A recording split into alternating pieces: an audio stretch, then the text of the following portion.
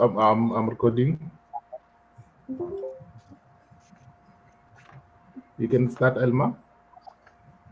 Greetings to all our audience, participants from all our stakeholders.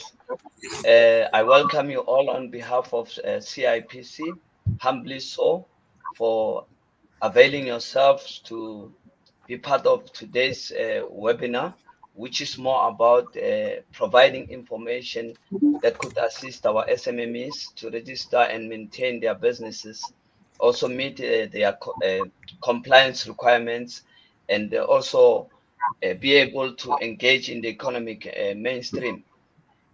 My name is Marumo Silas Mudiba. I'm the senior manager for corporate education and voluntary compliance, which is mandated by the Companies Act to ensure that we create awareness and capacitate citizens and SMMEs to engage in the economic mainstream. Allow me to share with you that this intervention that is now provided by CIPC, it's informed by our commissioner's approach to say we need to work differently in terms of work in a collaborative manner, in a very focused manner of how can we as various institutions change the lives of our citizens to engage, to make sure that they are able to engage in the economic mainstream. One of the challenges that we are all aware of as stakeholders in South Africa is that there is a very high rate of unemployment. And according to the SA 2024 report, which was for Q1 2024, reflected that 32.9%. It's a percentage which is really of high concern, that requires all of us as with a collaborative approach to see how can we best now engage and address these issues in a discussion manner in terms of ensuring that we are able to capacitate, especially the youth. We are all aware June is Youth Month. Now we will obviously have to target those under the age of 35 and provide them with information, and also make sure that they know, for instance, how to transact with CIPC. How do you best use new innovative tools that are available, like your BIS portal, to easily and quickly register entities, whereby we're trying to say to the youth there to say, it's no more that time of saying I'm looking for a job, I cannot get a job, but how do I create an opportunity for others? How do I create an opportunity for others by starting my own business and employ people? And this initiative will not just create jobs, but ultimately alleviate poverty, which is really bad in our country. So that is basically how I felt. We as CIPC feel that having the NYDA on board, having SIDA, having SARS, it's a very good initiative, because we will have discussions that will ensure at the end of the day that we are able to assist our young people to engage in business and contribute to our economy. And I think let me also use this opportunity to remind the audience that, or also encourage our youth to visit our website and use the LearnIBiz learning platform. It's a very short course that CIPC provide to assist SMMEs directors, existing directors, as well as new entry level, to be able to understand their fiduciary duties. Because once a person runs a business and understand what is expected of him or her as a director, it becomes very easy for that person to ensure success of his or her business. And also that will obviously add in terms of the reputation of our businesses, and also creating investment in the country, because then whoever comes and invests in South Africa would be very much aware that we have capacitated our directors.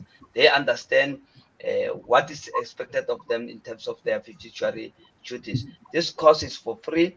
You just go online at your own time, fill it, and once you've completed the course, you are granted a certificate online. So I would like to encourage as many people as possible use that online facility that is a learning facility that is provided.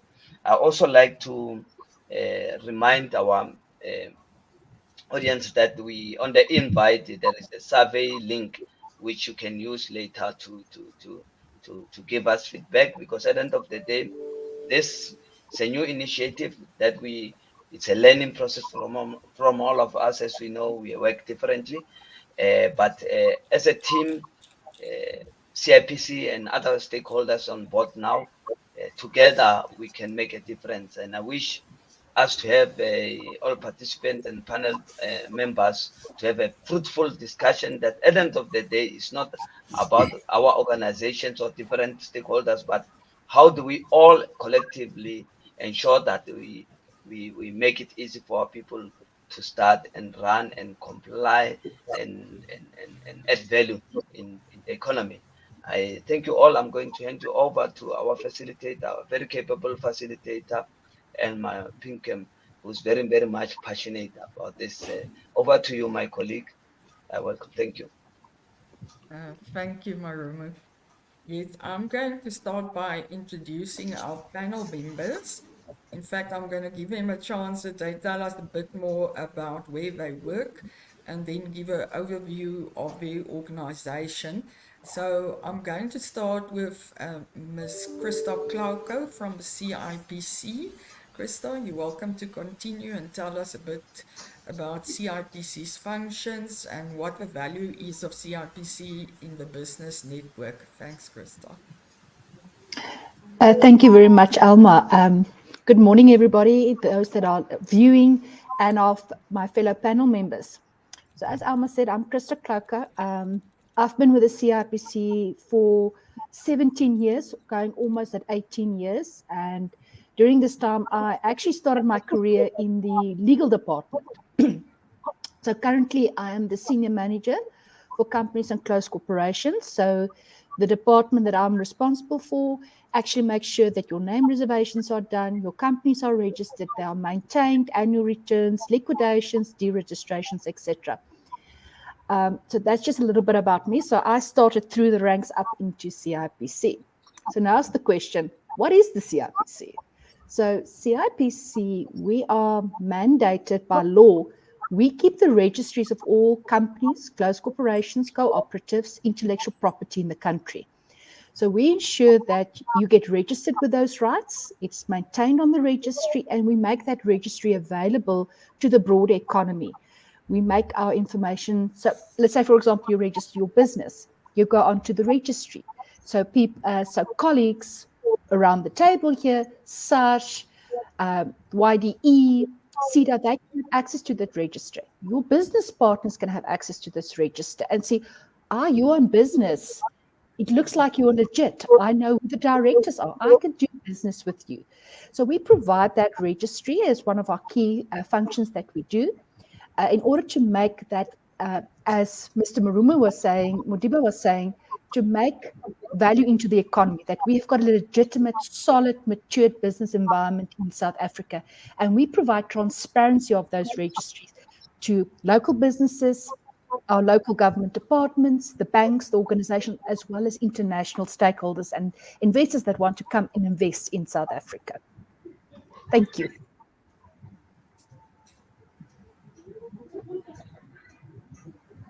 Alma, we can't hear you.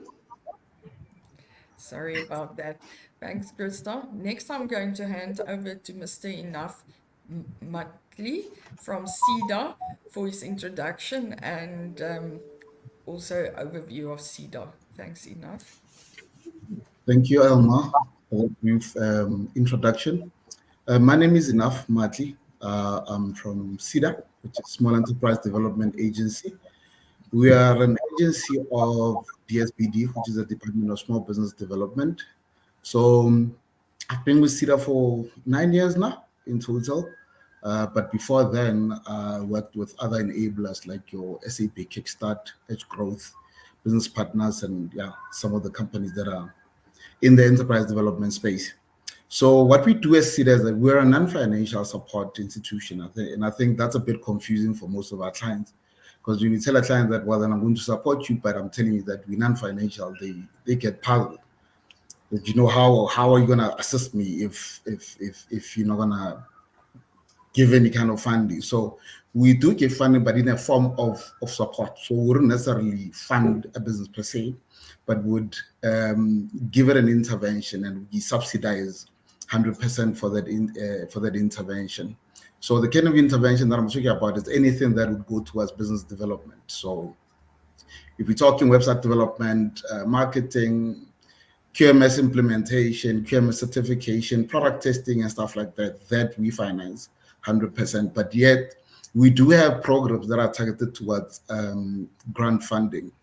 So, so with that, we tend to introduce them as and when. So they are opportunity based. It's not something that we offer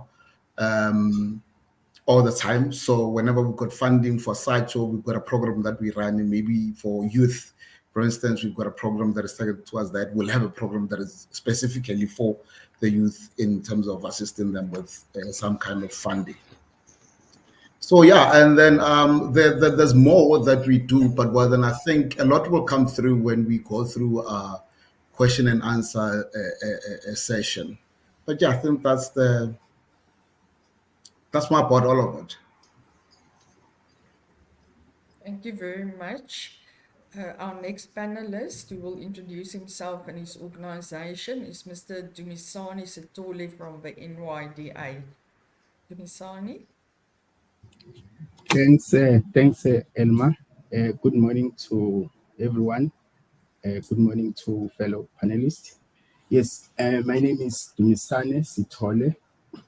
I work here at NYDA as the Manager Products and Services.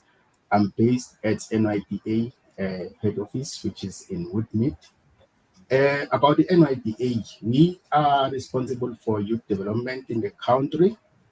We work with various sectors, the public and the private, non-governmental institutions, to promote youth development.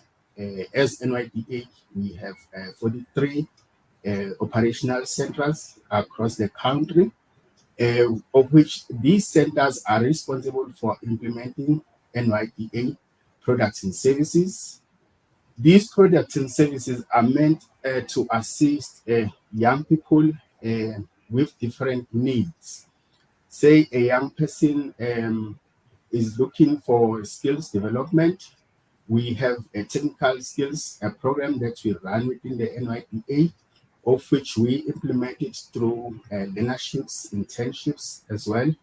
And then say a young person is looking for employment, we have the jobs program, of which it's meant to assist young people in terms of finding employment. We place young people to employment opportunities. What happens is that they register their CVs on the jobs database, and we have companies that we work with to try to link them to employment opportunities.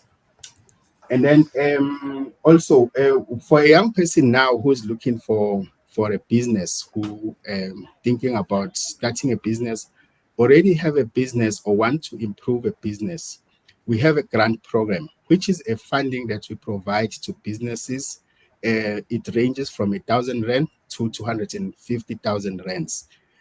Yeah, so for the grant program, we also have support services that we do, like the business management training, to assist young people in terms of developing skills on how to manage their businesses. But we also have the voucher program, of which we link young people to consultants to assist them. Say they want to develop a website or they want to develop a business plan. So it's meant to assist in that area. And we have mentorship. We have volunteer mentors who participate in our programs to assist and mentor young people who have businesses or who are starting their businesses. And then as part of the support services we have is the market linkages, whereby we try and link those businesses that we would have funded through the grant programs to business opportunities. Thank you. That's the summary of the NYDA. Thank you, colleagues. Thank you, Dumisani. Our last panelist is Ms. Mpho Motsemi from SARS. Mpho, you can continue. Morning, everyone. Ms. Mohammed Sameh from SARS. So, as SARS, as you know, we are mandated by the government to collect the revenue on their behalf, and we also ensure maximum compliance to all the taxes, and we administer the borders, and we make sure that we optimize revenue collection, and most importantly, to facilitate legitimate trade with other countries. And the taxes that we are collecting, it depends and differs with what is required. Thank you. Thank you very much, Mpho. We're going to kick off our panel discussion with Christoph Clarko. Christoph, can you tell us if you want to register a business, how do you get the necessary information to do so? Thank you, Elma. And yes, and that's always the first question. So before we start as to where you get the information, is the first step is actually to decide whether you need to register a formal business, or do you want to do your business, conduct your business as a partnership or sole proprietor. So I'm not going to go into those type of details. Some organizations prefer that people are registered as business. It gives transparency to it. As I said, the purpose of CRC is to provide transparency with these businesses, who they are dealing with. So, but that's the first step. Decide whether you really need to register a business or not. If you have made that decision as part of doing your homework, and as everybody has basically said, when you started, go do your homework. Know what you're letting yourself in for. So now you've decided, yes, a company is the best option. My service provider prefers it. Yes, I'm aware, as Mr. Modiba was saying, I did the iLearn. I know what my duties are as a director. I know what I'm letting myself into. Then you can register. So, and as the CIPC, we provide various formats or easy options to register your businesses. The easiest way is for small businesses, and it's the quickest. It's literally, it's online, no paperwork, is to go to our Biz Portal. So that Biz Portal is designed for young entrepreneurs, entrepreneurs that want to do their own affairs, make sure that they are compliant, submit their own documentation. So the website is www.bizportal.gov.za. And you can find everything there from the CIPC. Even our support organization, Collaborate Partners information is also available on that there.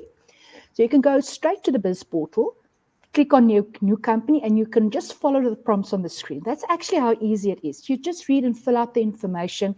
We will validate your ID number, etc. You submit your name reservation. Some name reservations are processed immediately if it meets certain criteria. Others takes about 24 hours. But once that is done, you've paid. Bob's your uncle. We issue you with your registration certificate that says your company has been registered. There's a welcoming letter. Please read the welcoming letter. It gives you some key information of how to access the iLearn if you want to learn what your fiduciary duties are as a director. How does a trademark work if you want to opt to register your company name as a trademark, your high-level compliance obligations that you have. So everything is basically there. So it's a self-explanatory a portal, the Biz Portal, but you're more than welcome to actually go and follow the CIPC on any of our services, not just company registration. Go to our main website, www.cipc.co.za. It's into categories. It's an IP, register your company, maintain your business. It's nicely segmented, and you can find everything there. If you find that overwhelming, you can always follow us on our social media platforms. All of these invitations goes out there. We remind you of what to do on that. So you can just follow us, or even view all our information videos of how to register, how to file an annual return, actually on our YouTube channel, the CIPC on YouTube. So everything is available on the internet, on our website, and we build up our registration portal as easy as possible to make it as easy as possible to understand, that you don't have to overwhelm yourself with it. 15-page step-by-step guide of how to do it. So yes, so everything is there. We're on our platforms and main websites and our social media platforms. Thank you, Alma. Krista, but once my business is registered, I have to comply to certain requirements of the Act. Will CIPC remind me of my compliance duties? Yes, so as we said from the beginning, if you need to know what you let yourself in for in the business, you can run into serious challenges if you don't. So for example, when you register your business, we immediately push the data to SARS, for example. SARS will then issue you with the registration number immediately. So immediately when you register with the CIPC, SARS is aware of you, right? So you need to know what you're letting in for. So there's serious compliance issues that needs to comply with. You need to know what you're doing. And we as the CIPC do try to remind you of these duties. So if you follow us on our social media platforms, I'm promoting social media platforms because it's the quickest way to get our information. We remind people, make sure that your address is up to date. It's reminder to file annual return. So we've got those platforms. But what we also do, in addition to that, we have to have your email address and cell phone number as the direct, not the person that registered your business 2 years ago. We need your contact details, your cell phone number, your email address. We actually send you what we call reminders. That says, it's that time of the year, you need to comply with annual returns. This is how you do it. Please comply. So we issue you with reminders if we've got your contact details. I'm going to take now a practical example. We had a client that fell into deregistration and was finally deregistered, struggled to reinstate because she didn't know the requirements.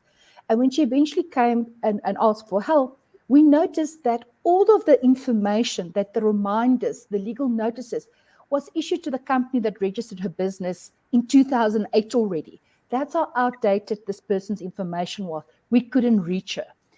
But if your contact details are up to date, you'll get all of this information. And that's the key thing to know whether we've got your correct information is if you didn't get a reminder in the month that your business was registered, it means that CIPC don't have your right contact details. So please go to our website, update via a CK2 or a Core 39, update that information and you'll start getting all the information that you need. And also follow us on YouTube and our social media platforms where we remind you every single time. Sorry, I'm just quickly going through my notes. I'm one of those, I'm known in CIPC as a chronic note keeper. All right, so yes, so we will remind you. Thank you so much. Alma, back to you. Thank you. Enough. Can you tell us what kind of support does SEDA give and who is eligible for this support? right. Alma, are you referring now to SEDA? Yes. Okay. I'm going to ask a few questions to SEDA, then NYDA and SARS, and then I'm going to see if there's any questions from the audience we can answer. And then I'm going to come back to our panel members for some more questions. So first I want to ask Enough whether SEDA gets any, what kind of support do they give and who is eligible to receive that support? All right. No, thank you, Alma. So as SEDA, maybe let me start off with eligibility. So we're not allowed to turn anybody away. So naturally, that would mean that we've got programs for everybody that's in business. So if you are in business and your business is making profit, so meaning that it excludes your NPOs and your NCSs and NCPs, we mainly focus on people that are making profit. So that'll be your cooperatives, your close corporations, those that are still in existence, and then your PTYs. So if you are, and those that haven't registered yet, maybe that it's important to mention that as well, because we do get informal traders that are coming through that haven't really registered, but they are making money or they are generating profit. So we've got 4 stages in which we provide our service. So obviously we're trying to accommodate everybody, like I said, informal traders, formal businesses, but all those, they'll be at different stages of their businesses. So you do get survival lists. So survivalists are those that are operating but on a very minimal scale. And then you do get those that are at the idea generation stage. So these are people that are really confused about what they want to do, but they know that they really want to go into business. So at that will be the first phase of support. At that phase, we're looking at market research, we're looking at training that individual, just for them to get an idea of what they're getting themselves into, and to assist them to actually make sure that they are ready before they get to the compliance stage.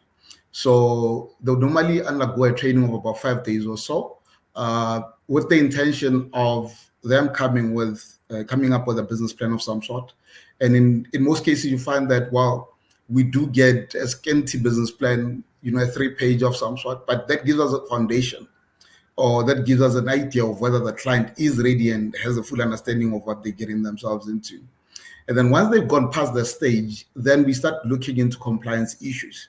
So this is where we need CIPC to come on board to say, okay, well, then we've got these clients that are graduating from this phase to this phase. Now they need to formalize. So CIPC, where are you? What kind of form of ownership should they go for? Can they form themselves into a cooperative, or can they just go for a PTY? At this stage, they are aware of the different forms of ownership that they can actually formalize with.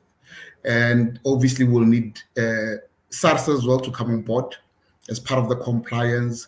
We would need those that want to do business with government, CSDs, they need to be ready for such. And then we'll also look at governing bodies. So depending on the industry that they are going into, what governing bodies would they have to be registered with, and then how much are those fees, so that they prepare themselves for that. I mean, if you get a guy who's going into construction, there's NHBRC that they need to comply with, or the CIDB grading that they need to be graded with. They need to know what the cost implications are of those things and what is needed for them to actually go through with that, either certification or accreditation with the governing body. And then there, we are expecting them to start operating on a minimal scale. The reason being is that we really don't want to spoon feed our clients to a point whereby now we assist them to start operating. We guide them through the process. Once they have started, then we can come on board to accelerate the growth, or to accelerate sales or profitability of the business, and to start pointing them in the right direction. At the stage 3, this is where now we're expecting them to be operating on a much more bigger scale. This is where they get allocated a business advisor who basically assesses the business to inform the intervention that they will undertake at that particular phase or stage of the business. So the intervention is informed by the assessment. So it's not something that we thumbs up to say, no, you're going to get a marketing project, or we're going to set you up with a website, or you are in need of a business plan to access funding. No, it's informed by the gap analysis that is conducted by making use of different diagnostic tools that SEDA has. We've got a total of, I think, more than 9 right now of different diagnostic tools that we can use. In most cases, what determines the diagnostic tool that we use is the phase or the stage of the business, and what support the client needs at that particular time. And then once it's done, or we've agreed on an intervention, then we can either do it internally, meaning as a business advisor, I can just choose, okay, I'll do this because I know I can do a bit of justice to it. I don't need a service provider to see it through for me. Or I believe that with my help, if I hold the client's hand, it'll be much more beneficial, or it'll give the client much more mileage. If whether it's something outside my expertise, and I feel I want to do justice to the project, then I can outsource it. We make use of service providers that can deliver on such an intervention. We come up with a specification, and then we take it out on procurement. We are guided by PFMA. So we go, I think most of our clients know it as a 3-coast system. We go through the 3-coast system, we procure, a service provider delivers on the intervention, the client signs off on the intervention to say that yes, they have received it, and yes, they do like what they have received from the service provider. We also sign off on it for procurement, for payment, and then the service provider gets paid. Once he has been paid, right at the end of the session, the delivery is made. If it was marketing material, all the tools are delivered. If it was a business plan, submission has been made, both on hard copy and soft copy. If it was QMS implementation, we need a full manual report on how it was implemented. Certification would need that final certification from SAPS to say that this was done. So it really depends on what the client needs at the time. So we've got quite a wide range of services that clients are not aware of. I mean, things like product testing through SAPS. We've got an MOU with SAPS whereby they test most of the products that our clients bring to the table. We subsidize that 100%. So these are some of the things that would come up during the discussion whereby you start finding out, so you can do this, you can pay this kind of intervention for me, or you can give me mentorship and coaching. So there is quite a wide range of offering that we give as an organization. So one would ask, why would you do this? What's in it for you? Remember, we've got a mandate of job creation. We're just using SMME development as a vehicle. But our mandate is to make sure that there is job creation. So we get measured on that as an organization, that out of the money that you spend for this intervention, were you able to create any jobs? So that's the ultimate. That's what we want from our clients, to actually grow to a point whereby they can create employment that can contribute towards the general fiscus of the country. So yeah, I think let me be brief about it, otherwise I'll go on the whole day. But yeah, that's the long and short of it. Thank you. Does SEDA offer funding? Okay, so like I said, I think during my introduction, I said that, it's a bit confusing when we say that we're a non-financial support institution, and yet we say that, once in a while we introduce a program that focuses on grant funding. So it's opportunity-based.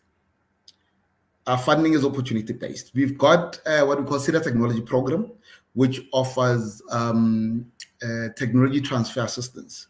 So this is grant funding with about 1.2 million that would offer clients. So the 1.2 million is used for buying equipment, machinery, business system, technology, as the word says, TTA, technology transfer assistance.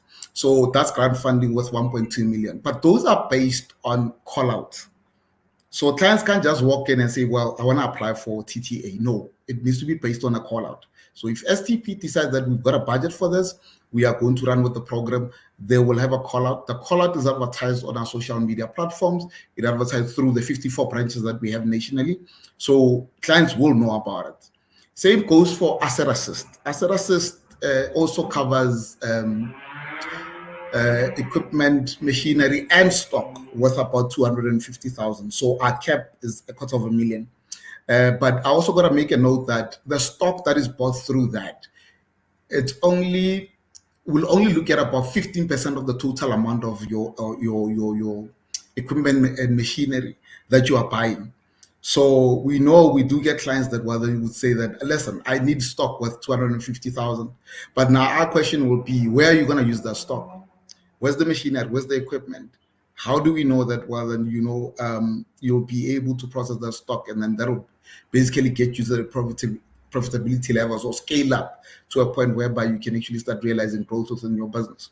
So those are funding structures that we have over and above the non-financial support that I've just spoken about. Thank you.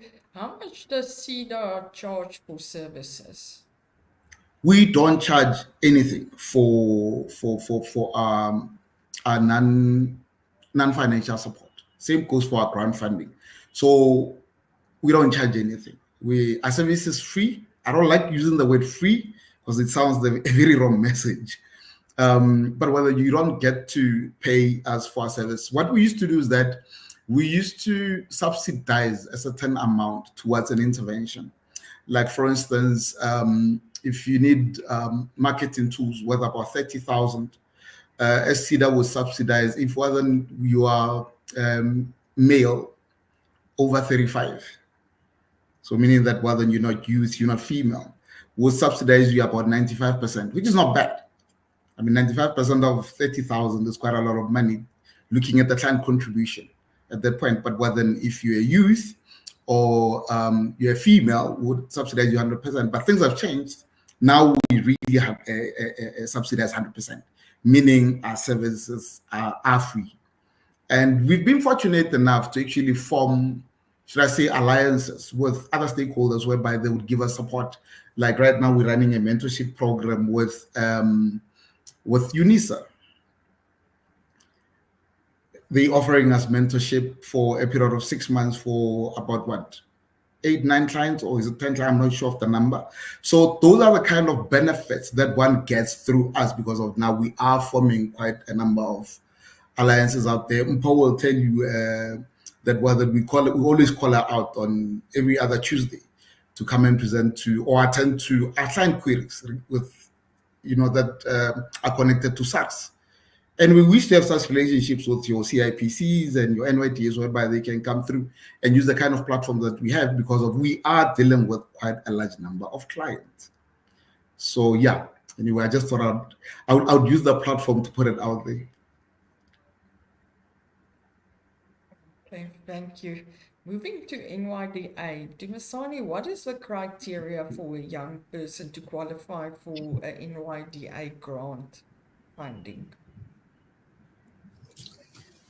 Okay, thank you, Elma, for the question. Yes, a young person who wish to apply for the NYDA grant program must be between the ages 18 to 35. So for a young person, say, who is about to turn 35, we request that they must apply at least 3 months in advance to allow the NYDA to process the grant while it is within the age limit. That's the first criteria. But also, we are looking for a young person who is a South African citizen and then residing in South Africa, as well as that the business must operate within the borders of South Africa. And then one other requirement is that because we are providing funding, so it's a form of investment. We just want to ensure that the young person has the skills to run the business. So what we need is that the young person must have attended business management training. We have this training offered by the NYDA, but we also accept certificates that were issued by other institutions that provide similar business management training. And then one other requirement is that the young person must be adequately involved in the day-to-day running of the business, and then with at least one or more of the members being the ultimate employee of the business. And then one other requirement to address the issue of unemployment is that the business that receive grant funding from the NYDA must be able to at least employ one other young person. This is dependent on the threshold. There are different thresholds within the NYDA that a young person can apply for. Say the first threshold, let's say it's about 1,000 rands to 10,000, and then the highest threshold will be at 100,000 to 250,000. So the more, the bigger the threshold, the more the number of young person we expect you to employ. So it's a minimum of 1, and then it's a maximum of 4. Thank you, Elma. Thanks, Dumisani. How can a young person apply for NYDA grant? And what is the turnaround time for a grant to be paid? Thank you for the question, Elma. Yes, as NYDA, we've got the portal. We call the portal the Enterprise Resource Planning.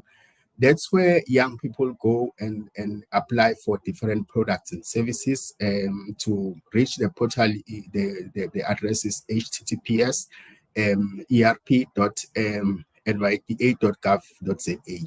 So the young person will access the portal, and the first thing that is needed is to create a profile. on the system. And then once they've created the profile, then they can inquire about different products and services that are offered by the NYDA.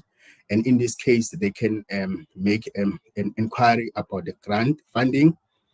And then once they have made the inquiry, they need to select the nearest center, the nearest NYDA center. And then they need to capture information about themselves as well as the business. This information include about educational information, employment information, as well as the entrepreneurial information, including information on whether they have attended business management training, and then if they have the certificate. Then the center will look at the information provided and then will recommend that a young person can apply for a grant. Where a young person is still missing on some of the requirements, hasn't attended the business management training, then they can be referred to a business management training so that they can get certificates and come back and apply for the grant funding. Thank you, Elma. Thank you. Once a funding is approved, how does NYDA pay it, and is it paid to the suppliers or to the young person, email herself? Yeah. Once the funding is approved, what happens is that at the beginning, when a young person applies for the grant, they need to attach a quotation. That quotation is from a supplier that will provide either the material or the stock for the young person. So what happens is that the NYDA pays the supplier directly, and then there will be some instances whereby a young person requires a certain portion of the grant to be paid as a working capital. So we also do pay this amount directly to the young person's business account, and then the maximum is 20,000, depending on the threshold as well. For threshold 1, it's a maximum of 7,000 rands. For grant threshold 2, it's 7,500 rands. And then for a grant threshold 3, is 10,000 rand. And then for threshold 4, it's 20,000 rands. Thank you. Thanks, Dumisani. I want to move to Mpho. What is provisional tax?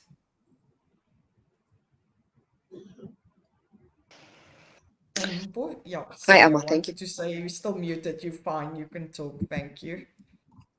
All right, thank you. So provisional tax is not a separate tax, but we're just saying it is a method of paying your income tax liability in advance. So when you are registering for income tax, we automatically put you under a provisional tax. Then you would then be expected to submit your returns as a provisional taxpayer, where they are due in August and the next one is due in February. So what you are declaring there is your projections to say, I think my business will make this much. So that's what you'll be projecting. Thank you. Okay, and must everybody in South Africa register for tax, and how do you register at SARS?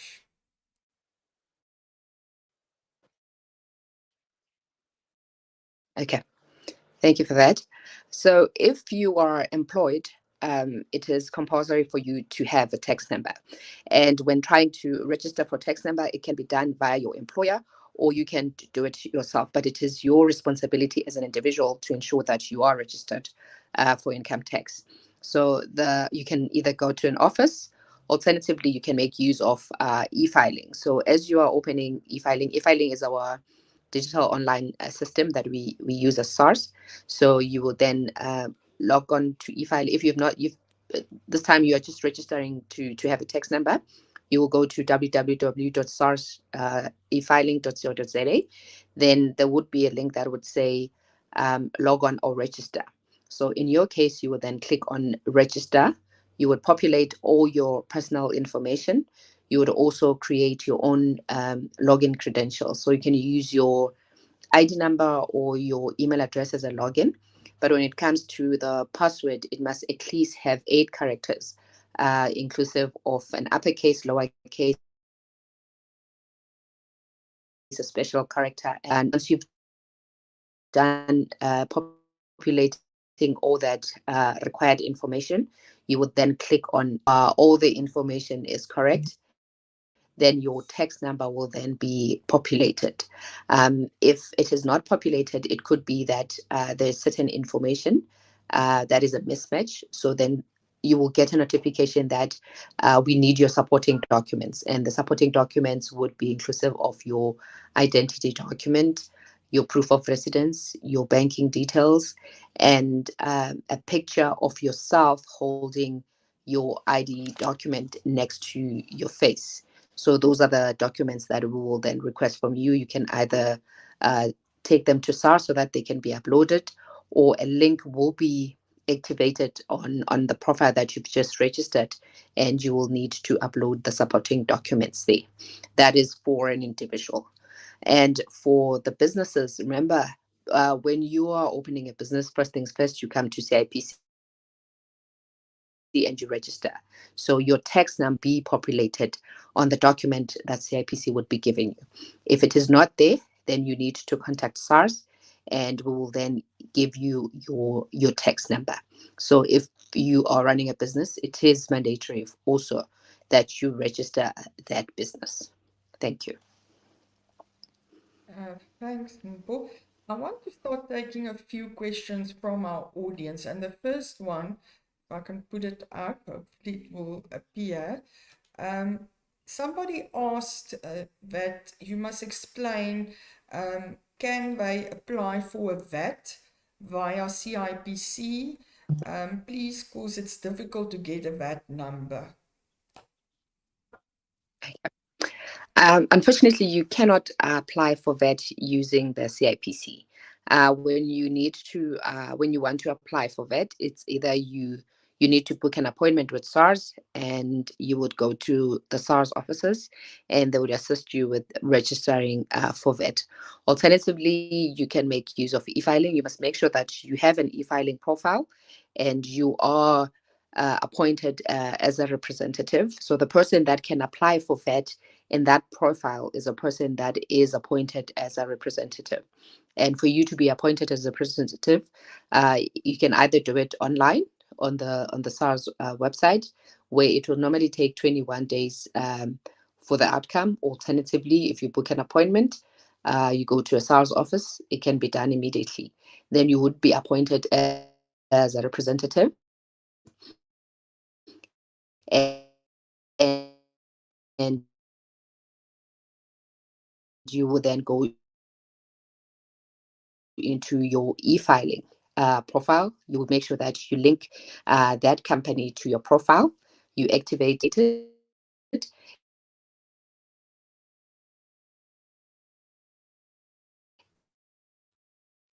then you can apply immediately. Some connectivity problems, Mpho. Can you just repeat it, because I think you have a little bit of connectivity issues, because it cuts out every now and again. So if you can just repeat that, please. All right. So you have two options.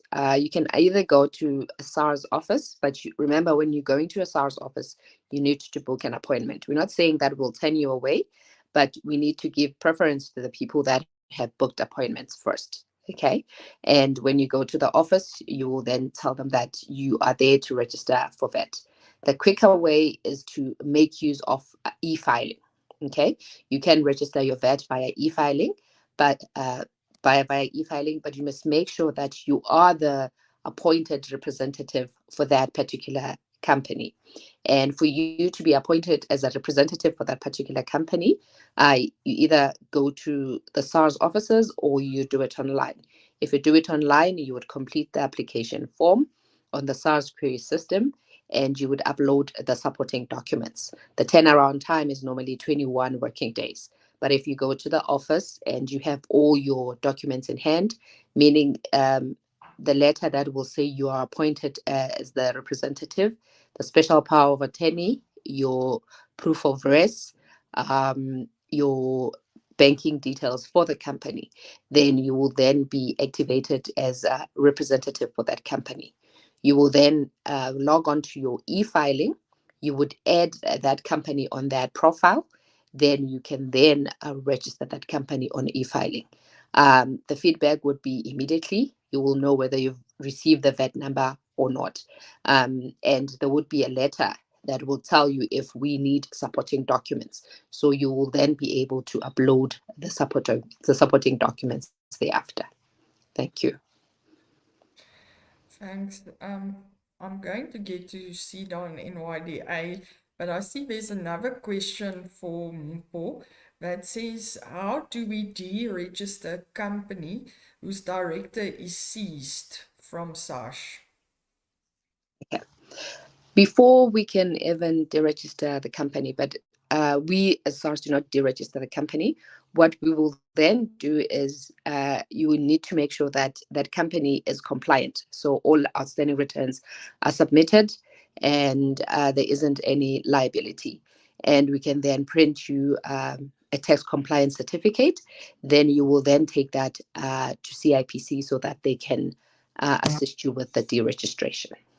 So as SARS, we do not deregister, but it must be done via CIPC. Thank you. Thanks, Mpho. Sorry, I come in here as well. Yes, please. Okay, very important. It's if a director dies or a member of a close corporation dies, a member of or a director of a cooperative, the CIPC must also be informed. Because remember what we're dealing with companies and corporate and legal entities. So they are, I'm going to show with my hands, right? It's a bubble. And this bubble continues to exist even if the directors or shareholders pass away or cease to exist. So this bubble keeps going. So you will, in any case, have to update the director. If the director has passed away, you also have to update the CIPC to make sure that the directorship are up to date. So usually it will be the executor in terms of the will that will come into the place of the director. It must be updated with the CIPC as well. Then, as Mpho was saying, they don't deregister companies. We do as the CIPC. So you need to update your directors, go to SARS, get a tax clearance certificate from them so that we can deregister. We can only deregister once we've got clearance from SARS. And I'm going to be bluntly honest, is that we know it's a fact that people deregister companies in order to try to get away from their tax liabilities. Okay, firstly, in law, you can never run away from the tax man. Even if a company is deregistered, SARS can still come after you. Please bear that in mind. So you have to finish the affairs with SARS as well. That's why we need the tax clearance certificate. We need to make sure that your affairs with SARS is up to date before we deregister. When you deregister, especially in the case of a deceased person, we get companies that try to reinstate because it was deregistered due to annual returns. Then the company was deregistered 20 years ago, but they did not make sure that there's immovable property. So before you deregister, make sure that we have got the directors updated to indicate that this person has deceased. The step-by-step guides are on our main website. You update the directorship. You sort out the affairs with SARS. You get a tax clearance certificate. You come back to the CIPC and you apply for what we call voluntary deregistration. When you come for voluntary deregistration, please make sure, especially if you're taking care of the affairs of a beloved family member that has passed away, please make sure that there's no money in the banks. Because remember, if you're deregistered, you can't access that funds in the bank anymore. Make sure that there's no immovable property. There's no outstanding liabilities with the banks or somebody this business has loaned money with before you apply for deregistration. Because you are going to land up in trouble if you're finally deregistered or the company is finally deregistered and those affairs has not been finalized. So please make sure that all of those processes are finalized. I know it's a tedious process. You want to resolve the matters. Part of the process is moving on.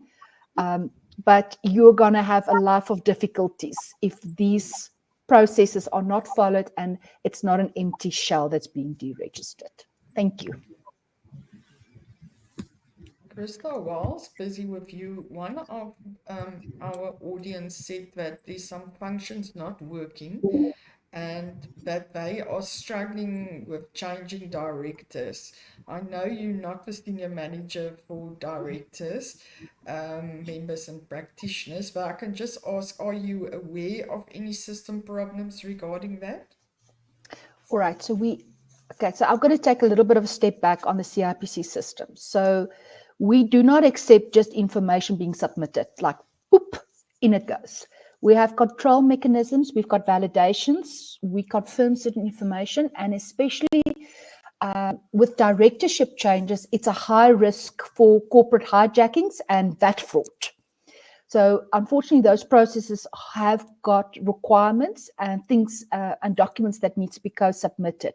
So there may be various issues. It may be that you are your contact details are updated, so we cannot validate that is a legitimate request to change the directors. You may be trying to use outdated information with Home Affairs, for example.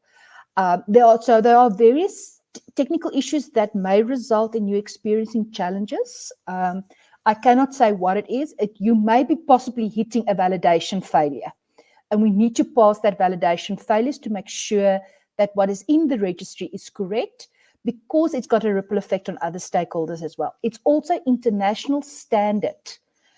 CIPC is not trying to make your life difficult. We need to ensure the integrity of our data as part of our financial controls on corporate entities for international investment to come in the country and for our standing on the G20 country list. So if you have followed the step-by-step guides for the particular directorship change that you're trying to make and you're hitting challenges, on our, I know our inquiry system is down. We are busy procuring a new one. So it's currently emails. It's a little bit of a hit and run at the moment with emails, but there is a notice on the CIPC website. If you click on inquiries, it opens up the notice with all the contact details. So Mr. Thomas Lebete, his email address is on there on the Core 39s. Please contact him as the primary person to assist with your inquiry. If you do not have any luck, after you've logged the inquiry to the correct email address, there's also escalation procedures that you can follow that it goes to the direct person. If all else fails, you can contact the CIPC Ombudsman. I think the email is ombuds@cipc.co.za. The Ombudsman will receive it and then redirect it to the correct senior manager who's responsible for that department to show resolution of that inquiry. So I hope that assists. Our sincere apologies that we don't have the online inquiry system. We got so used to it. Emails is a bit of a nightmare, but we're doing our best to get you everything. So I hope that helped with your inquiry as to how to resolve your Core 39 challenge. Okay, I'm going to move on. There was a question on subsidiary. Krista did respond to it, so just check for the answer. I'm not sure, Krista, I just want to ask, there was a question on what happens if a cell number change and the member or director did not notify you and you need to update the information. Then you never receive the OTP. How do you go ahead without the OTP? Did you respond to that one? Yes, there's about 4 or 5 different types of Core 39 step-by-step guides for the different changes to directorship. If that is failed, again, this is the Core 39 environment. Please contact Mr. Thomas Lebete. I did post the email address as per the inquiry notice for further assistance. If that fails, please remember we receive hundreds of inquiries, so it takes us a couple of days to get to everything. And we also deal with other matters other than inquiries. Then you can contact the Ombudsman and then he will direct it to the senior manager if need be. Thank you. Then what I think is probably a difficult question for enough to answer. It says CEDA has been neglecting the deaf community. How are you guys planning to fix it? Can you respond on that? Okay, yeah, I'll try. I'll try to respond on that. We're not particularly neglecting the deaf community. In actual fact, we do have a target for disability as an organization. What makes it a bit difficult to assist the deaf community is, I'm going to give you an example. We tried organizing training for the deaf community, and it boiled down to us having to develop what do they call it, Braille material. just for them to have manuals that they can utilize during the training and actually to refer to as the training is done. But now not everybody can read Braille. So we were quite challenged in that regard that was, and in terms of all those people that are deaf, if more than we get 30 in a class and then only 5 can read Braille, it actually becomes a very futile exercise. So it's an issue that we have, that we are aware of. And I think it's not only the deaf, the blind as well. The blind, yes, we have tried coming up with recorded training sessions that they can listen to and whatnot. At least there we're winning a bit. But yes, I am aware of the problem, and I think we've escalated it so that it gets sorted somehow. So yeah, we are in the process of attending to that. We are aware of it. Okay, thank you very much. Our next question, I suppose, is probably for CEDA and NYDA. It says, does the business have to be innovative for it to most eligible for funding? I suppose be eligible for funding, and are fully compliant existing business models also eligible? So I don't know, perhaps we can just start again with Enough if you've got any response on that. Okay, I think for us it's more, it's not, yes, we do have programs that are meant for innovative products and stuff like that, but the program that I made mention of, it boils down to compliance. If you know that you qualify for a program, in most cases we would have criteria or requirements for a particular project. For us, for us to take you through to the pre-qualification stage, you got to make sure that you've got all the documents. And I think with most of our clients that are not making it through these programs, it boils down to compliance. It really boils down to compliance. We really don't focus more on the idea and the sustainability thereof or historical data of that particular business. If you are compliant, you are eligible. We will need to support you. Naturally, if there are issues within the operations or within the business, those issues will be resolved through pre-funding support or post-funding support for that matter. So we're not really worried about the operations per se, but compliance. That is our main issue. Maybe it's a bit different for NYDA, I don't know. But with us, what we're finding is that people do not qualify because they are not compliant. That's it. Okay, Dumisani, do you have something from your side? Okay, yes, thank you. Yeah, on our side as well, we don't want businesses to be innovative to qualify for the NYDA grant program. As long as the business can prove to us that they have a bankable business idea, they meet the requirement, then the NYDA is happy to fund that business as long as they meet all the NYDA requirement, as I would have mentioned earlier. So yeah, basically we don't look into if the business has to be very innovative. Thank you. Thanks, Dumisani. I think I must move back to our panel members to ask them a few more questions, and then we'll again get back to our attendees and answer more of their questions. Krista, what are some of the compliance obligations of CIPC? All right, it's not the compliance obligation of the CIPC because we need to comply with legislation, the PFMA, Treasury, the Ministry, etc. You're probably referring to the duties of companies in terms of the Companies Act. So one of the big things is, as I alluded to, and I can't stress this enough, is that correct contact details. If there's a change in the directors, the email addresses, the contact details, they resigned, there's a new one being appointed, update CIPC. By law, you're actually required to update it. Within 10 business days of a change on directors, it must be submitted to the CIPC. Otherwise, it's non-compliant. There's no sanction necessarily because the legal change happens on the side of the company. But you have to do it within 10 business days. update of addresses, of the company addresses as well. When there's a change in your company address, by law, you need to submit it to the CIPC. If it's a company, if you submit it today, the effective change of your address cannot happen today. It can only happen 5 days in future. So you have to change that. If there's a change in your company name, you also need to update. You need to keep accounting records. Can't stress this enough. Keep accounting records, income, expenditure. You have to keep those. You're going to land up into trouble if you don't know what's going on in your expenditure of a company, especially if you're looking for investment outside of the sectors like CEDA and CFA and those. Even they may want to see your financials to see that. So keep accounting records electronically or in paper. It doesn't matter. Accounting records.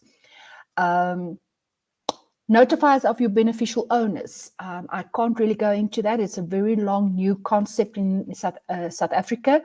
SARS also needs to keep records of beneficial owners. The CIPC keeps a register. The Master of the High Court has got a register. So you need to notify us of changes to the beneficial owners. That's basically outside of the directors and the normal shareholders. Who wags the dog? Who controls the business, either through shareholding or other means of control, like appointing directors. Again, if you want more information on beneficial ownership, it is a new idea, and we're going to force the filings of BO as from the 1st of July before you get to your annual returns. Please, there's a detailed YouTube videos on BO. There's podcasts on BO.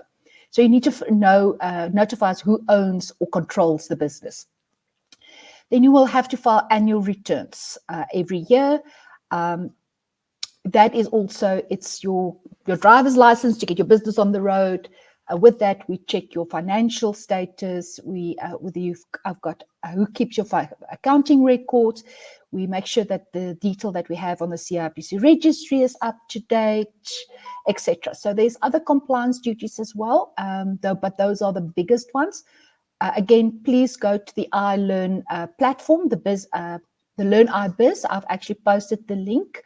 Go through that. It expressly tells you what is your fiduciary duties as a director, which include your filing obligations with the CIPC. Thank you. Thank you, Krista. Then if I can move on, what is the biggest item needed to look out for and why? All right, your biggest ticket item that can land you in the biggest trouble, the quickest, not just with the CIPC, but with your service providers, the banks, such, is annual returns, right? So I'm quickly going to take just a minute or two to just refresh those that are not familiar with annual returns, what it is. So annual returns is a legal compliance duty that companies, closed corporations have. In the next month or 2 months, it will be implemented for cooperatives as well. So that is basically a checkpoint in the anniversary month of the company, closed corporation, cooperative to say, oops, does CIPC still have the correct information?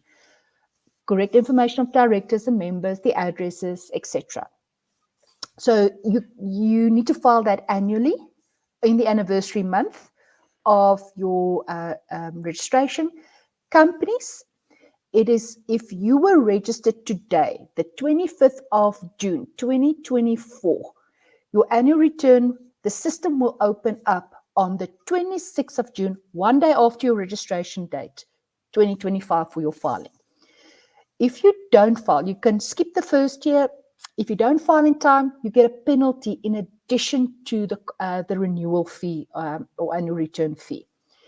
You can keep going on business, but as soon as you hit the second annual return outstanding, that's when we are going to place you into deregistration for non-compliance with annual returns, because we now assume that you're an empty shell, right? You've got nothing. We need to keep a register of effective and up-to-date businesses. And I'm going to give you a little bit of a history as well of interesting questions that we got on these. So we will then assume that you are not active, you're not trading, you are dormant. Then you have to, then we'll put you into the annual return deregistration. Okay, but you got your reminders if we got your correct contact details. Now we issue you with legal notices to say, if you don't comply, we're going to deregister you. We send a first notice. We send a second notice.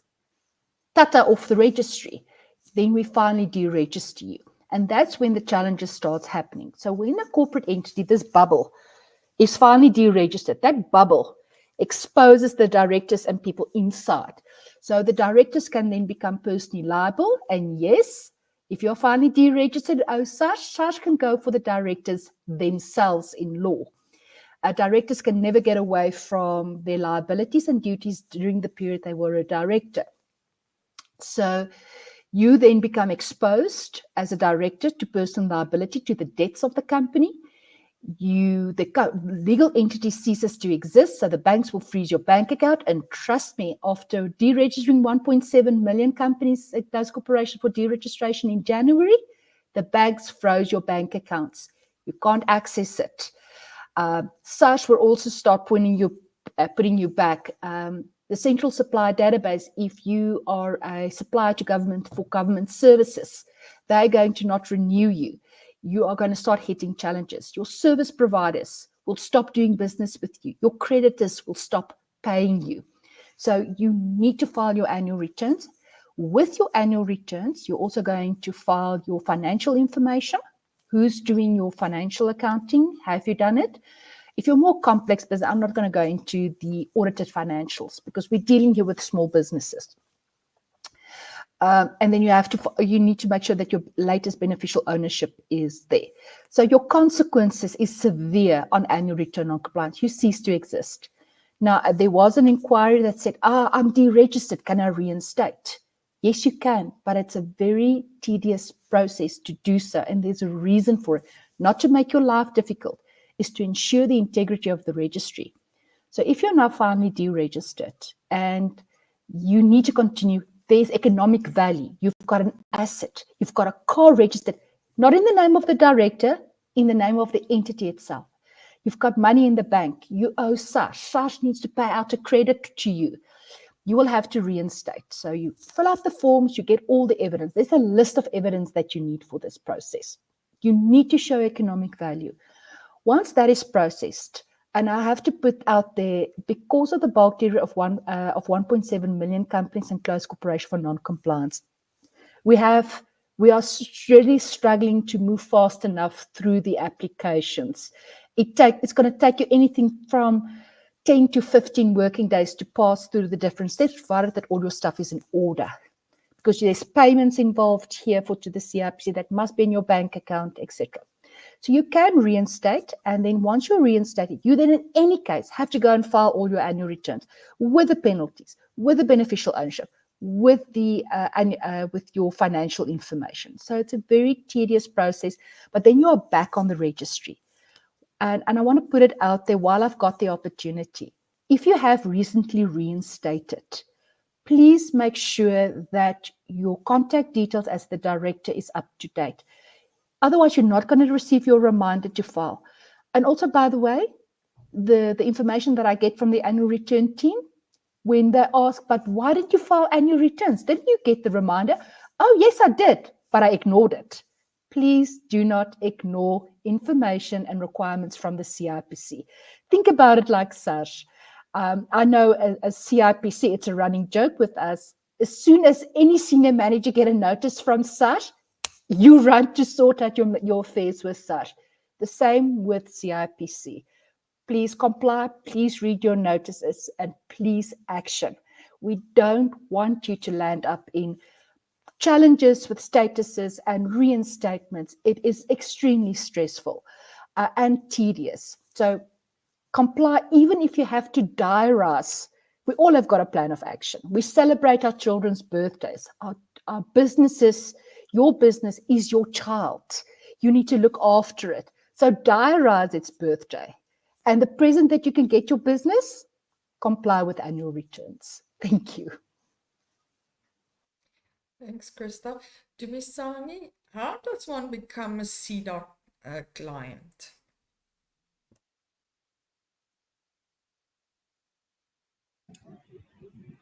Sorry, Elma, how does one become an NYDA client? Yes. Oh, sorry, yes. Okay. Yeah, I think one can register on the NYDA portal and then complete all the information, and then can apply for the different NYDA products and services. But for those companies who want to work with us in youth development, how we normally do it, we either issue a request for quotation or we issue a tender to invite them to come and assist in specific things that we want them to assist on. Should it be the voucher, those companies that will assist us to develop business plan for young people. So they have to apply through the tender process so that they are able to work with the NYDA. Thank you, Elma. Okay, and does NYDA provide post-funding support to businesses after the grant is paid? Yes. We do in two ways. One, we call it the post-disbursement support, which happens immediately within 30 days after the grant is paid. And then what happens is that the NYDA officer visits the business just to check if everything has been delivered and is delivered in order. Then that's the first part, which must happen within 30 days.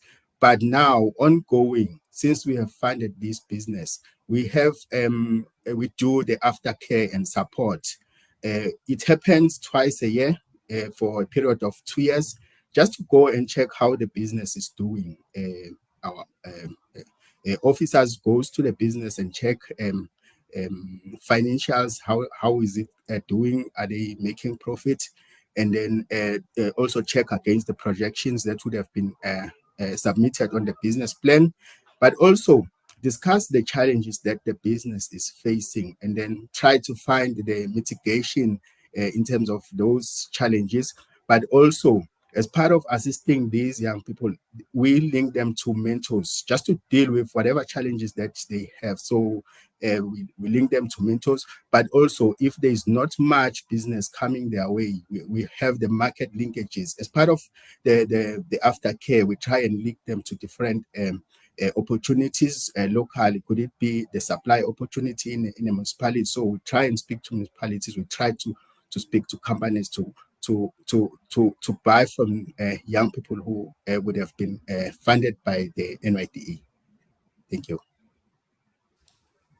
Okay, and do you charge a fee for your services, or is it free of charge? NYDA services are free of charge. All of them. There's no expectation to pay anything from a young person, so they are delivered for free. The NYDA, what happens is that for others, the NYDA pays on behalf of the young person. Take, for example, the voucher, someone who will come and work on a business plan for the young person. So what happens, we pay the company that would have assisted the young person, but we don't expect anything from the young person. Thank you.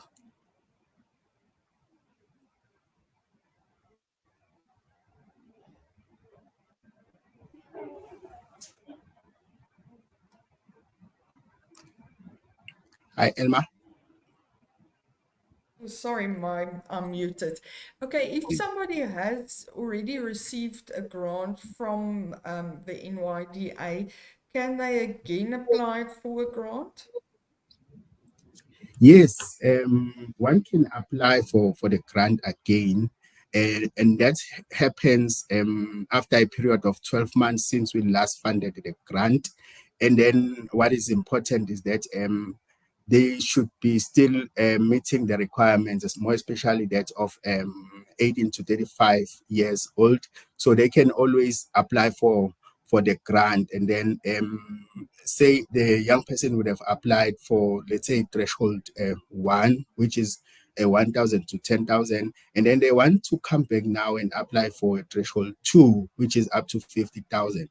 Then they can come back and apply for the next threshold, provided that they meet the requirements. Threshold 1, it must be a business, not needed to be a formally registered business. Then threshold 2, now it must be a formally registered business, so they must prove that to us. And then say a young person would have received a grant at threshold 3, Then at threshold 2, then they now want to apply for threshold 3, which is from 50,000 to 100,000. Then now the business must then demonstrate that is at the growth stage. And then we look at the financials, how it is doing. And then if a young person comes back and apply now for the last threshold, which is threshold 4, which is 100,000 to 250,000, that business must also demonstrate that it is at the growth stage. So they can always come back and apply for the grant, provided that they still meet the requirements. Thank you.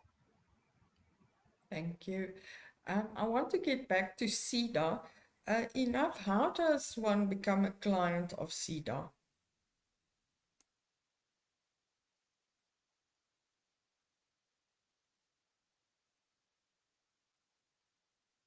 Sorry, Enough, you muted. Sorry about that. No, it's fine. So we finally going paperless. So which means that now our clients can actually register online. We've got a new system called Kasune. It was introduced sometime last year, I think from September or so. So clients can actually go onto the URL. It's SEDA.kasune, KASUNE.io. So that's the URL that clients can use. That platform is just used for inquiries, basically, in the beginning. And then once you are accepted for service, so meaning that somebody at the branch will accept you for service, would normally look at the address that you put there. We've been fortunate enough to have a relationship with City of Tshwane, whereby we've got 7 co-locations. So we're trying to have a reach to the townships that are around us. So we've got 7 co-locations based in townships. So your address is key in that regard, because of now we will be able to allocate you to the person responsible for the co-location. If you are in the CBD or around the CBD, then you'll be accepted for service at the branch, which is in the Pretoria CBD. So yeah, that's one way in which one can do it, or they can simply come into the branch, because we know that not everybody is tech savvy or have that literacy level to actually register themselves for or create an inquiry through a platform. So they are more than welcome to actually walk in into our offices for assistance. Okay, and where can one find a SEDA office and the contact details for your offices? Okay, so yeah, we've got 54 branches in total. So we do have a national footprint. And then those branches have, like I've just said, with the Tshwane branch, we've got 7 co-locations. So you do get other branches that have either be it co-locations or they've got access points, so they call them, and stuff like that. So we've got quite a good national footprint, and I'm really proud to say that. Where they can actually find us online is we've got a website, which is www.seda.org.za, with all our contact details right there. All our branches are on the website, so you can simply go onto the website and locate the one nearest or closest to where you are. And then there you will find contact details, and you can also get a generic email address that you can use for an inquiry in case you're not sure of where your nearest office is. Here at Tshwane, we've got what we call briefing sessions. Briefing sessions, anybody can come in on a Tuesday morning to come and basically attend a 3-hour session that allows information dissemination, and clients can actually get their questions addressed right on the spot if ever they've got any issue. And those that are interested in becoming clients, they can be given access to a machine that they can use to register themselves online through the guidance of our front office employees. So yeah, I would like to believe that I covered everything in terms of that. If there's a number that Warden wants to, that you want to use for inquiries, is 012 400 881. Yeah, 012 400 881.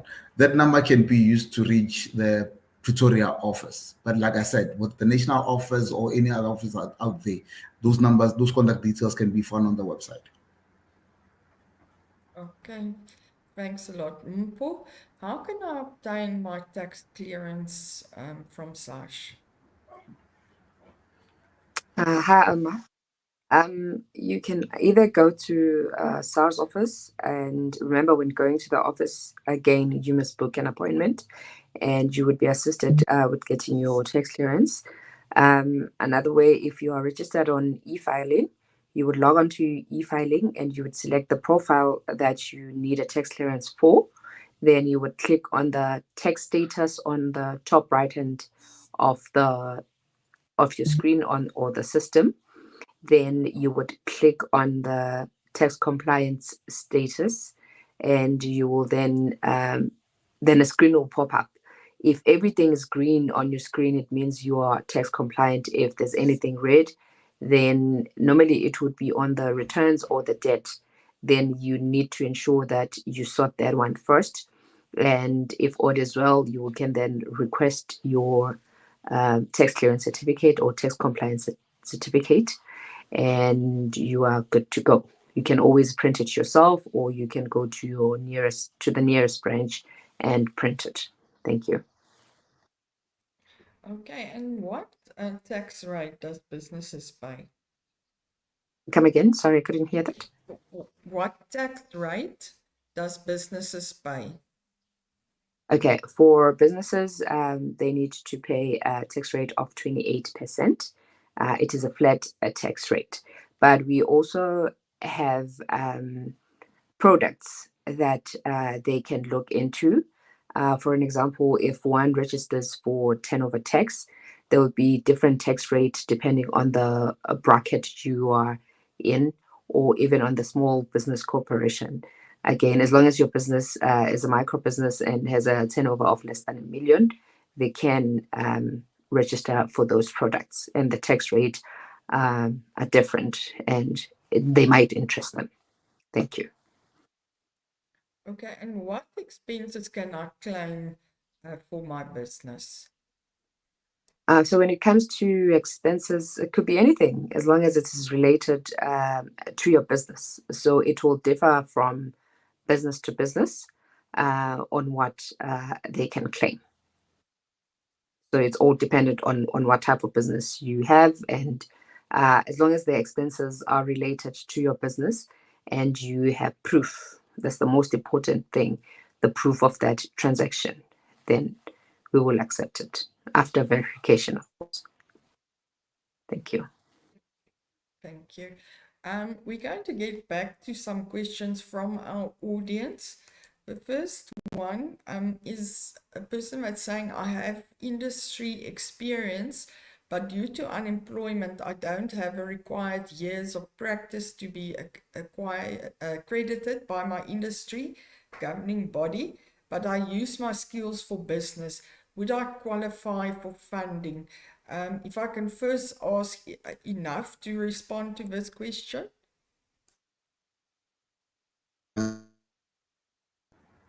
All right. I think, like I mentioned it, that we've got different stages of support. So we do get a lot of clients that come through that have only industry experience. They've never run a business before. Let's start there. And then we take them through the process of understanding of how to basically use the skill to commercialize. So they would need to go through phases of development up until they get to the stage of commercialization. Once they get to the stage of commercialization, that's where they will start seeing the serious need of being accredited by the industry governing body, because of now, in most cases, you find that it's a requirement for them to start accessing formal markets. So they can get funded but on a small scale, just for them to get to a point of what shall I say, to a stage of compliance, so that they meet the governing body's requirements, because all governing bodies have requirements, unless rather than we're talking about a simple affiliation. But in most cases, for you to get accredited or certified, you will need to showcase some kind of industry knowledge and skill of some sort. So yes, there is funding, but it's going to be on a small scale just to get them to that point whereby they can register for that industry governing body. Okay. Dumisani, do you have a response to that? Thank you. Yeah, I think on our side as well, it's the same as SEDA. Our efforts is just to try and ensure as to how do we best assist the young person who need assistance, because our grant even covers areas such as renovation. So I think it's important that the young person approach the nearest branch so that the request can be accessed. I think, and it's something that we can look into based on the application and whether the young person meets the requirements to apply for the grant. Thank you. Okay. Our next question is for Krista. The person says, I think I might have missed this. Where do we send reinstatement request for a deregistered company? All right. Ola begin.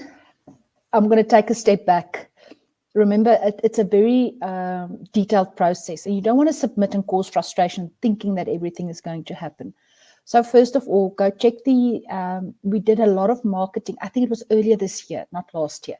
We did a webinar on reinstatements and annual returns. It's posted on the YouTube channel. Go through it. Make sure you've got all and everything ready. Make sure that you've got proof that you were economically viable or had economic value at the time of deregistration. Make sure that you've got the mandate, the certification, whatever you need. And then you can submit it to the processing mailbox, which is re-instatements@cipc.co.za. And then if you need further assistance and inquiries, refer to our website. I did post the link to the notice regarding the inquiry mailboxes. I think it's ENQ reinstatements@cipc.co.za if you've got any inquiries relating it to. But first, just go watch the YouTube video and make sure you've got everything. All the information should be on the YouTube video as well. How to file, what to look out for, etc. And what is expected after we've processed your reinstatement application. Okay, thank you, Krista. I think I've basically gone through all the questions because some were, Krista, I saw responded to some, so they already answered. As we still have a little bit of time, I think I must give each panel member a chance in case they have something they still want to tell us about or expand on. But to keep it interesting, I think I'm going to give Mpho the first chance if she's got something she wants to share with us. Thanks, Mpho.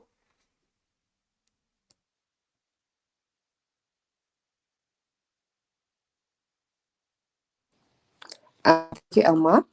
As you know, we are approaching the filing season. So what I'd like to tell you is that from the 1st of July until the 14th, we will be doing the auto assessments. That is the ones that SARS does automatically. And from the 15th of July, you can then start filing your own returns. Remember, if you do not file your returns, you will be penalized, and the penalty starts at 250 rands per return, and it can go up to 16,000. And another thing that I wanted to mention, I'm not sure if people are aware, but on the 27th, it is the International SMME Day, and it will be celebrated worldwide. So as SARS, we would also be participating in that in different offices and spaces. So for those that are around Pretoria, you can go to the SARS offices. So for the first time, you can actually go to the office without booking an appointment, and you will be assisted. Yes, for the businesses, that is.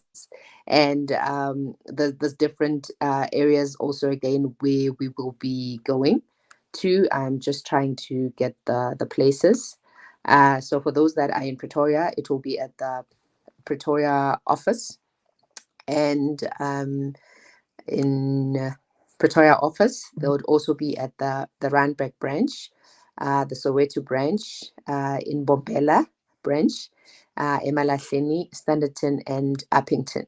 And there'll be also different areas where we would also be in Garangua at Lesotho Trading, and we would also be at Smithfield in George, and in Sasolburg at Zamdela would also be there. In Eguruleni, it will be at Guatema, and will also be in Carltonville Civic Center, and will also, the big one will be at Rustenburg at Ben Murray's Hall, and the Zerast at the Ramotere Moloya Hall. So you can go to any of those sites and you will be assisted. Thank you. Ms. Sani, do you have something to share with us? Okay, thanks, Elma. I think on my side, I would have covered most of the support services that the NYDA offer, but I don't think I would have covered enough when it comes to the support we do offer to cooperatives. There will be those young people who say, no, we want to start our own cooperatives.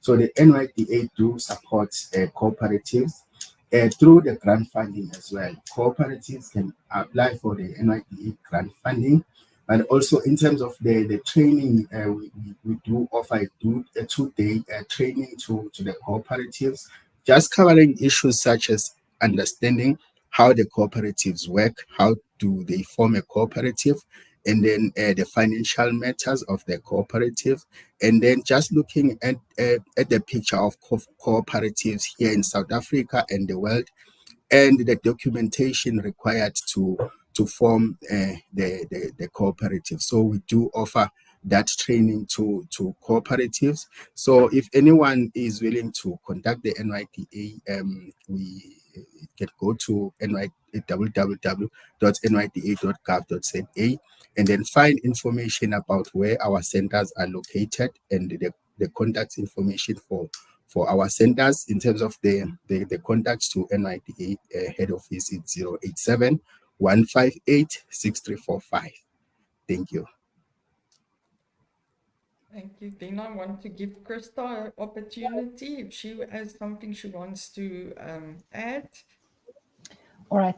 Thank you very much, Alma. So again, from the company side is, before you register, make sure that you need to register or that there's value in the registration and that you've got an opportunity or a business idea, etc.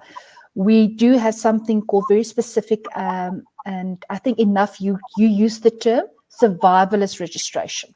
So people in South Africa, we're not like the global trend whereby people go register their businesses once they've got an opportunity or a business idea. We register in the hope of getting a registered idea. So we've got a lot of dormancy on companies and closed corporations. Even if you are dormant, you did not do business, you are still obliged to comply with annual returns and update of information, even if you were dormant. So please make sure that you have got the idea and the business opportunity before you register. You make sure that this is the right format for you. Once you have registered, as you can see from the panelists, there's a wide range of support available, financial as well as non-financial support. In that regard, CIPC, we're also in collaborating with the National Small Business Council, the NSBC. If you go to our main website, www.cipc.co.za, you will see a banner for them. They offer free registration as a membership with their organization, and they also provide support, non-financial support. Remember, if it comes to non-financial support, I don't think they are exclusive, so you can actually be a member of the National Small Business Council. It gives you another platform to access resources and opportunities from, in addition to what the NYDE and CIFA and CEDA, for example, offers. Then you can use the Innovation Bridge. They also do a lot of funding. We're also in partnership with them, and CIFA is also in partner, and CEDA is also a partnership with them. The National Empowerment Fund, and then also there's a lot of incubators. So if you Google these things, there will be a lot of these organizations that you can go and access for financials as well as non-financial support. So yes, so I would like just to leave that. Just lastly, when it comes to the CIPC, and I'm picking it up from the inquiries there, is we need to put it out there as the CIPC, we register anything between 40,000 and 50,000 new companies in a month. That's excluding the names reservations, the annual return filings that goes with it, the BOs, the address changes, the directorship changes. So we are a small organization with high output of services. So if you do pick up a challenge, we do sincerely apologize. We try to make things as simple as possible. But unfortunately, to protect the registry and the importance of the companies and intellectual property registries that we hold, we cannot just accept anything coming into the registry. We have to confirm on the ID numbers. We know it's extremely frustrating. We have put measures in place that addressed it to a large extent, the dependency on DHA, but we're not totally off it. We need to make sure that you are who you say you are. We need to make sure that the director that comes on the registry is who he or she is, and that we can trace it. This is international standard as well. The same goes for addresses. There's a lot of checks and balances in our business processes that a lot of customers may not be aware of to make sure that we protect the integrity. So if you hit any of those challenges, please reach out. Even social media, our team members can answer some of the matters there or refer it to the back office. Our call center, emails, hopefully in the next 6 to 8 weeks, we'll have a new online inquiry system that will facilitate a lot of the dealing with the inquiries. So please reach out to the relevant inquiry mailbox that we can help you to get your filing in order. Thank you so much. Thank you, Krista. Before closing, I have one last question for Mpho, if I can put it up. It says, at what annual turnover bracket do businesses have to pay tax, or does any kind of small business have to pay tax?